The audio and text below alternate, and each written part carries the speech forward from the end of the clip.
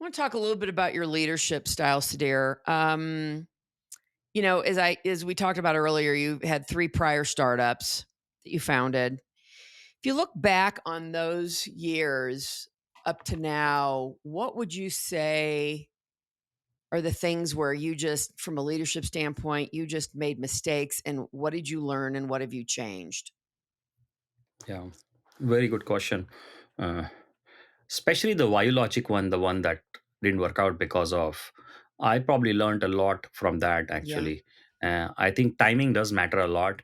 yeah. Milestones do matter a lot. You need to define the milestones that you want to achieve because Mhm, that's what drives your funding decisions. mhm. And milestone cannot simply be I have to get customers, as many customers as possible on my Right, own.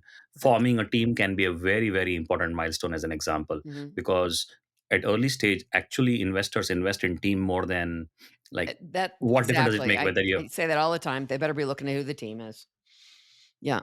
yeah, one customer or five customers is not that much different Uh-huh. actually. I Yeah, agree. but having a strong team, hey, suddenly I have a sales team which I know how they're going to sell. Somebody they believe there's a great software team, you get great a development team, you starting to form your marketing team, you have an operations team, you have some resemblance of a really good team. And then, because the truth is, how many times have we heard the problem that company made a pivot? How often do we hear this pivot? Frequently. Is Yeah. frequently. But team is the most important ingredient that I learned, that hey, we need to build a strong team Mhm, as early as possible, because we can make a pivot, we could be wrong at any point in time. So if we are mhm. a strong team, and that would be the biggest lesson I learned. I can't just rely too much on myself. That's kind of my approach. There are other founders who do things differently, Mhm. but my learning was team. I need to build a team, can't be just about myself. Yeah, well, that's super important. What would you say, well, do you have an ideal client, or is that, just you'll call on anybody in an enterprise that's doing, XYZ? No, no, no. We have ICP.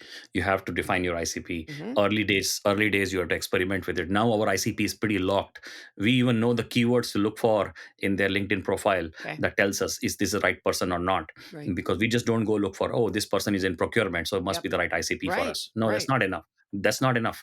There are lots of people in procurement. That doesn't make all of them your ICP. Mhm. We look for, like, because we are a company where we are pushing the envelope a little bit in terms of what procurement should be. Mhm. We also look for people who can accept transformation, who say, you know what, I'm in procurement, but I want to help my companies transform how my company, That's right. how my employees do business, and by virtue of which I can deliver more value. We are also looking for those early customers who are bold, who have specific keywords in their LinkedIn, Yep. without going. So ICP has to be very clearly defined. No, we don't go looking for, and so our ICP is obviously based on procurement, but Mhm. not just procurement. We also look for specific words, people who are looking for transformation, and who have done some transformation in their Mhm. life, and now they are a digital, like gen 2 of transformation, they're trying to achieve gen 2 of transformation. That's our ICP. Interesting. Very interesting. So you have now about 80 employees. Yep. Um, when we first talked, you were at about 60, and that was 3.5 months ago. So that's a lot of growth in just 3 months. Tell me a little bit about your talent strategy, where you've seen challenges, and of those, and it may be too early to tell this, last 20 employees that you've hired in the last 3.5 months, if you have a sense of how well they're going to work out or what your attrition rate or your turnover may be.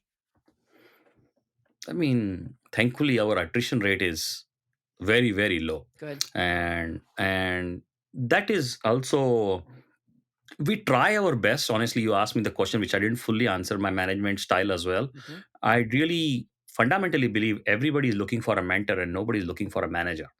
So we go by Mm, that. How can we help people? mhm. And help doesn't have to always come from somebody who is senior. I learn from a lot of people who are junior than me as well. Right. You have to have that learning mindset, and you have to Mhm. cultivate that throughout the company, that you are open to learning from somebody and Mhm. acknowledging that they, hey, anybody can be right and you can always be wrong. And we cultivate that as much as we can, not pretend that because I spent 10 years in procurement or 12 years in procurement, that means I must be right. No, I could be wrong too. Mhm. I could be completely wrong. Mhm. So that fundamental principle that we go by, which is like, hey, everybody needs a mentor, nobody needs a manager, and you need to be open and transparent, and sometimes be vulnerable. I definitely expose my vulnerability to anybody who's. Yep. We are all human beings. We all have vulnerabilities. To pretend that Mhm. I'm a CEO of a company because of which I have no vulnerabilities, I don't believe in that model at all. I expose Yeah. my again different mindset people have. That's my Mhm. style, at least. I totally agree with that. I'm doing some work with somebody right now who is, I don't know if I don't think he might be a Gen Z. He's in his 20s, maybe in his early 30s. I forget. But he's got exponentially less experience than I do, right? In his business than I do in my business. They're different businesses. But he's so smart, right? I mean, he comes up with amazing ideas and suggestions. And, whenever we get on the phone, the conversations are just great, right? We can kind of go back and forth and, I'll suggest something and he'll say, oh, you know what, then based on that, I think this might be a really great idea. And I completely agree. You've got to be open to the possibility that somebody who doesn't have the experience that you have um, is going to have other ideas, right? And of course, that brings me to wanting to talk a little bit about diversity within a company, right? So as I said, you've got about 80 employees. Other than your co-founder, you don't have a single woman on your executive team, That's changing soon. or your That's board changing of soon. directors, I might add. Carol Schultz here. Thanks for watching this excerpt from Authentically Successful. The conversation doesn't end there. So if you want to hear this episode in full and all my conversations with many other successful founders and CEOs, please visit verticalelevation.com/podcast.